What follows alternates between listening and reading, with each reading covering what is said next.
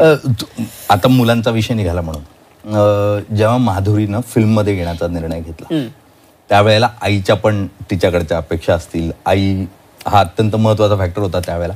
तर त्यावेळेच्या वातावरणामध्ये, कारण मुंबईमध्ये अंडरवर्ल्ड ॲक्टिव्ह होतं त्या काळामध्ये आणि बॉलिवूडमध्ये ते थेटपणे होतं, आणि त्या परिस्थितीमध्ये आपण फिल्ममध्ये जायचं, तर कुटुंबाचा त्यावेळची प्रतिक्रिया काय होती?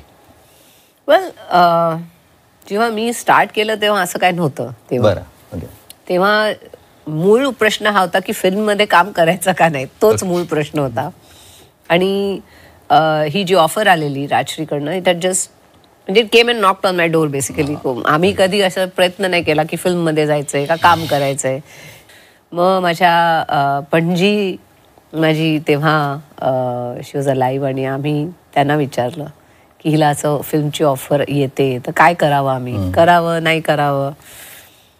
पण ती खूप प्रोग्रेसिव्ह होती. ती म्हणाली मी बघितलंय तिला डान्स करता वगैरे छान करते, टॅलेंट आहे तिला, तर करू दे तिला. अरे वा, क्या बात. आणि जर चांगलं काम केलं तर ती पुढे येईल, करू दे तिला.